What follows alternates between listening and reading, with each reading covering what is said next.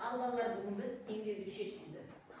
Демек, 8 пен x-тің көбейтісі қосу, 44-тің қосындысы тең 100-ге тең. Бұл жерде балалар сіздерге бүгін өтпеген күрделі теңдеу.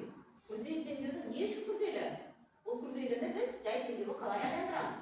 Ол үшін бірінші белгісізді 8 пен x-тің көбейтісін теңдеуімізді мына тұрған 44-ті теңдікті оң жағына өткіземіз. Демек, 100-ден оң жаққа өткен кезде қосу амалы азайту амалына айналады. Демек, 100-бен 44-тің азайтындысына өтеді.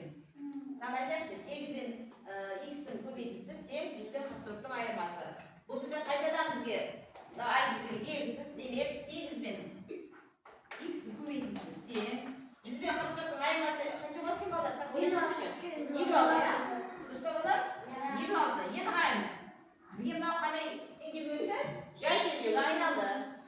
Қандай 8-ге нешті көбейткен кезде бізде 56 болады? Оны қалай айтамыз балалар? Ол үшін x-тен не істеуіміз керек? 56-ны 8-ге Көбейтеміз. көбейтісі бола ма? Бөлеміз. Бөлінісі бола ма? Бөлінісі, демек 56-ны x-ің мына бет өткен кезде бөлініп болып өтеді. Демек 56-ны 8-ге не аламыз? Бөлеміз. 56-ны 8-дің бөлінісі. Осы 8 жерде неше миллион деді? 7 мені, демек x нешеге тең? 7-ге тең. Ал енді x 7-ге тең болса, белгісіз басына қараймыз. X-тің орнына 7 деген санын қойымыз керек. Демек, 8 пен 7-дің көбейтісі қанша еді балалар неше болды? 8 пен 7 көбейтісі 56.